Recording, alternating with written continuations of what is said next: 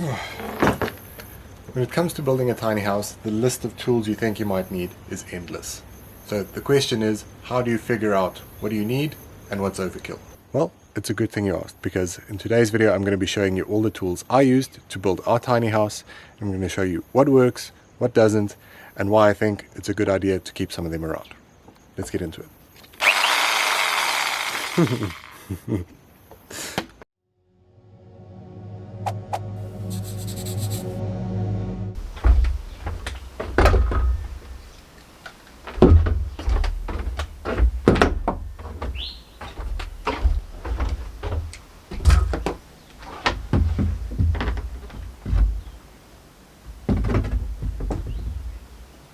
Hey everyone, welcome back to Boyson's Gone Wild. In today's video I'm going to be showing you all of the tools I've been using while living and building our tiny house. Now I'm not here to tell you that you're going to need specific tools over other tools. I'm basically just going to give you my experiences with the tools that I've used and some of the ones that I found really useful along the way. So basically how this is going to work is I'm going to show you all of the electrical tools that I have. I don't have many, and explain to you what exactly I use them for and whether or not I think it's necessary to own one. But before we go into any of the electrical tools, I want to show you some of the hand tools that I've been using over the last couple of years.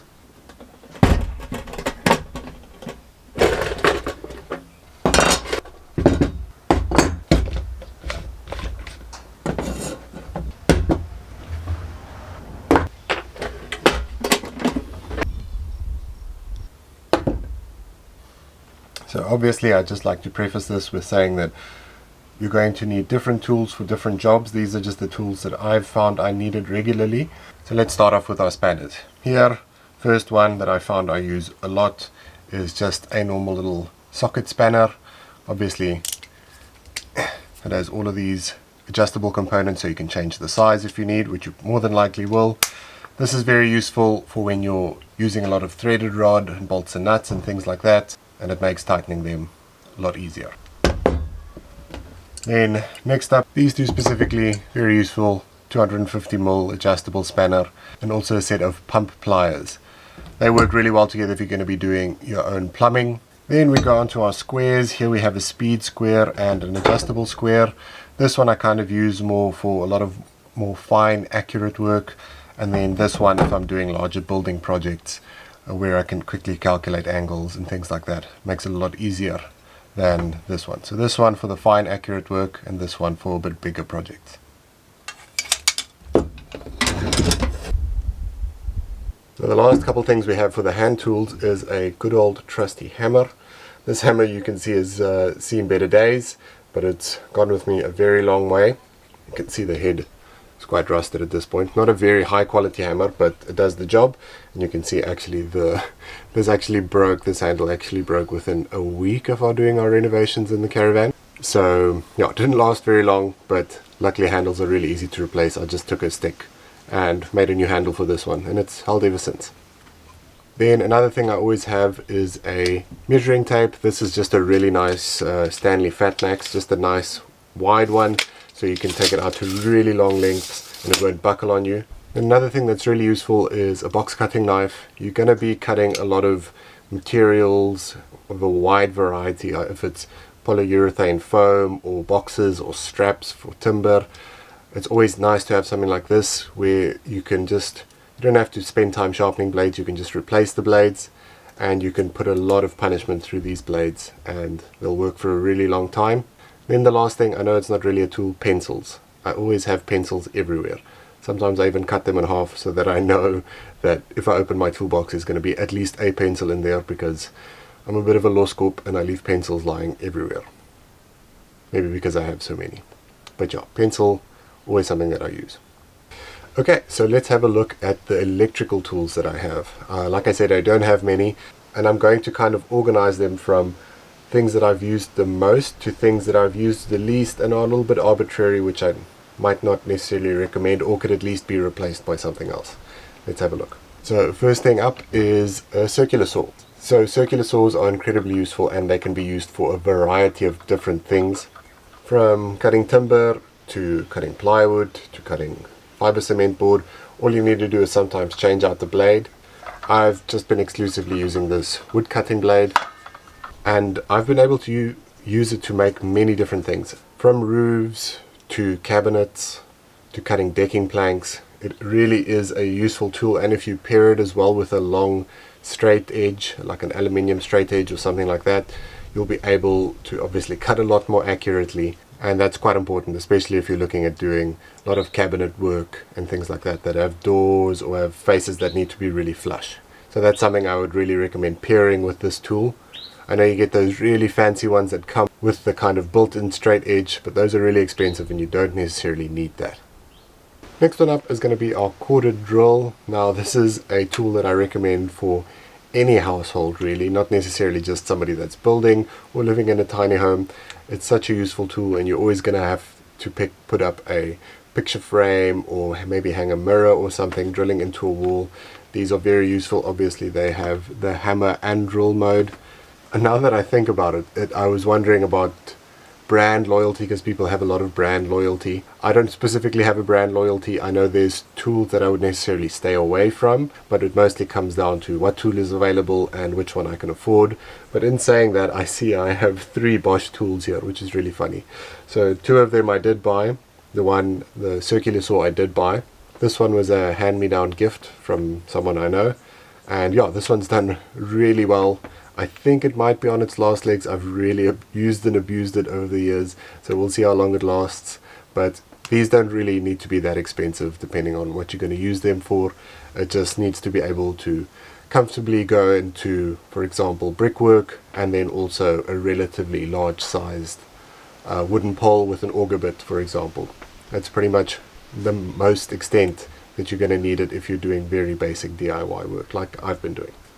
Then next one up is a good old jigsaw.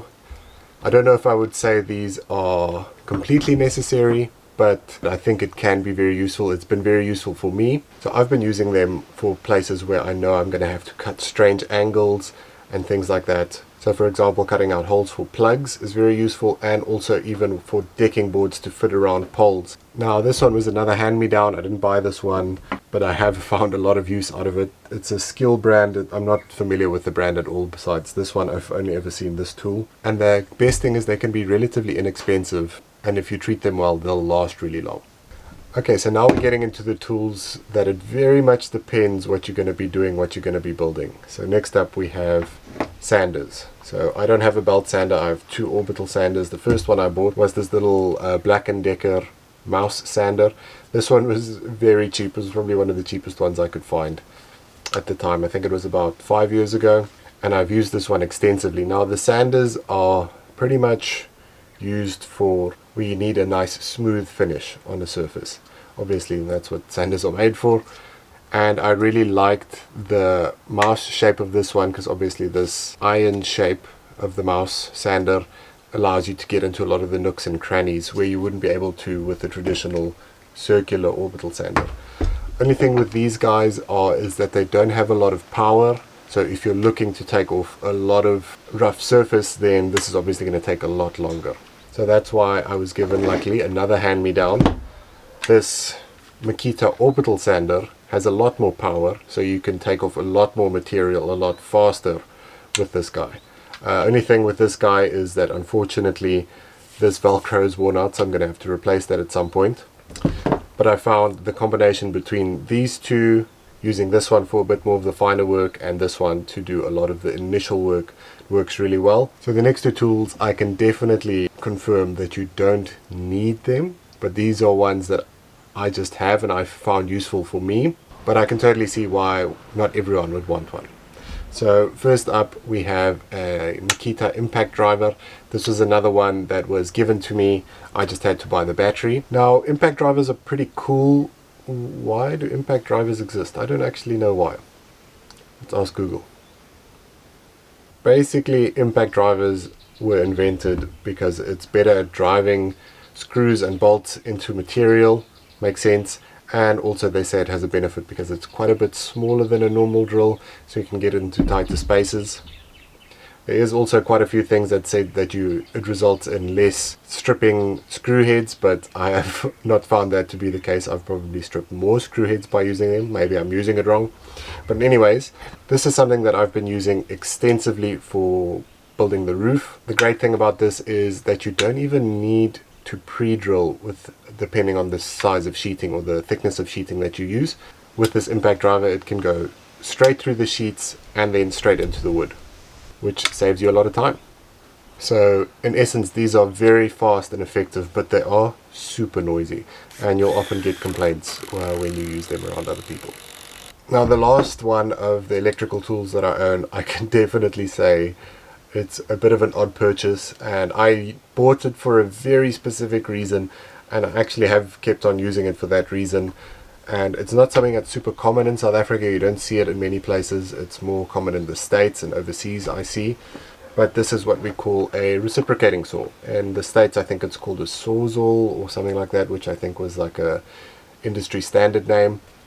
Now, the main reason I bought this thing was because while I was building the roof, I was struggling a lot with cutting the poles to length after the rafters have gone up so that I can put the sheets on, because I was messing around on top of this ladder trying to cut the poles with the handsaw, and it just wasn't working. And I knew if I could find one of these and buy them, it would, one, make it a lot safer for me, and then also number two, kind of cut the time I spend messing around on a ladder in half. No pun intended.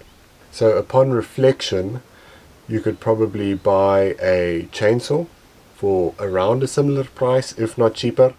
I am just very much a big wussy when it comes to chainsaws. They scare the crap out of me, and I'm not very comfortable with using them, especially standing on a ladder to cut something. So I found that this reciprocating saw has worked really well for that purpose. But once again, I can totally see why somebody wouldn't want to own this. And the last thing is my workbench or crafting table for you game nerds out there like me. So as you can see, this is a very basic table. It's just an old sheet of 18mm plywood on 2 sets of trellis legs. Now this thing has made a massive difference in when I want to cut big sheets of plywood. I can actually set it on there and I can cut it with a long straight edge, of course. I can also, depending on where the cut is that I want to make, I can also actually cut into this crafting table, which makes it a lot easier if you're cutting big pieces so it doesn't fall over the table or whatever the reason is. So this thing has really been through hell with me, but it's held up really well. And other coolest thing is, like I've said before, I don't even have a workspace. Like, my workspace is outside under that tree. That's where I do all of my major work. That's why I build all of my cabinets and stuff. So you really don't need the fanciest equipment to get started and building. So that was just the last thought on an honorable mention. And I also wanted to say I'll put a detailed list of all the tools that I've spoken about here in the description down below, so you can have a look at them. And that's it. That's pretty much all the tools I've used for building our tiny house. And I know everybody's needs are going to be different, so not everybody's going to need these tools. Maybe some people will need more. A couple of the tools that I might change or probably would have done differently if I had known better is maybe I should have gotten more comfortable with using chainsaws and not have bought the reciprocating saw. It's still a really great tool, but I think a chainsaw probably has a lot more uses than this guy.